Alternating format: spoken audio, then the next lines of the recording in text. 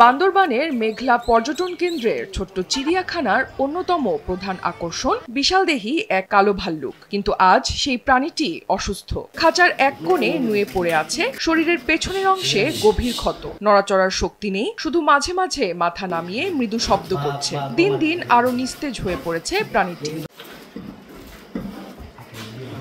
সাম্প্রতিক সময়ে বান্দরবানে মেঘলা পর্যটন কেন্দ্রে অবস্থিত মিনি চিড়িয়াখানার আদলে প্রদর্শনের জন্য খাঁচাবন্দি প্রাণীটির এমন দৃশ্য দেখা গেছে। খাঁচায় বন্দি প্রাণীটি দৈর্ঘ্যে প্রায় 5 ফুটের মতো। মেঘলায় ঘুরতে আসা ভ্রমণ পিপাসু ও দর্শনার্থীদের নজরে আসে ভাল্লুকটির করুণ অবস্থা।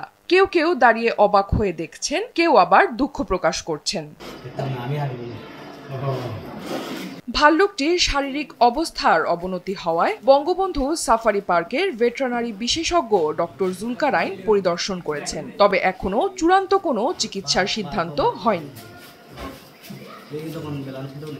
বান্দরবান জেলা প্রাণী সম্পদ কর্মকর্তা ডক্টর জুলহাস আহমেদ জানিয়েছেন, প্রাণীটিকে বন বিভাগের মাধ্যমে সাফারি পার্কে হস্তান্তরের সিদ্ধান্ত নেওয়া হয়েছে। তবে আসল রোগটি কি সে বিষয়ে এখনো নিশ্চিত হওয়া যায়নি। বন বিভাগের তত্ত্বাবধানে সাফারি পার্কের হাসপাতালে চিকিৎসা করাইতে হবে।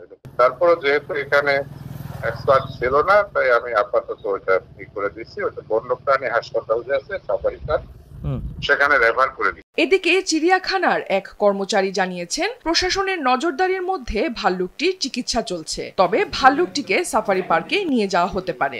ওই যে এনডিসি স্যারের সাথে যোগাযোগ করে বন বিভাগের লোকজন এসে সাফারি পার্কের ডাক্তার এসে দেখে গেছে, একজন প্রেসক্রিপশন দিয়ে গেছে। ওনারা নিয়ে যাইতে চাইছিল, খাঁচা সহ নিয়ে আসছে, কিন্তু খাঁচাটা ছোট হওয়ার কারণে ওনারা নিতে পারে নাই, আবারও নিয়ে যাবে। প্রাণীদের প্রতি আমাদের দায়িত্বশীল আচরণই প্রাকৃতিক ভারসাম্য রক্ষা করতে পারে। মেঘলার এই অসুস্থ ভাল্লুকটি যেন অযত্ন অবহেলার শিকার না হয় এবং দ্রুত সঠিক চিকিৎসার মাধ্যমে সুস্থ হয়ে স্বাভাবিক জীবনে ফিরতে পারে, সেই বিষয়ে যথাযথ কর্তৃপক্ষের দ্রুত পদক্ষেপই এখন সবচেয়ে বেশি জরুরি। অনন্যা দাস, দেশ টিভি।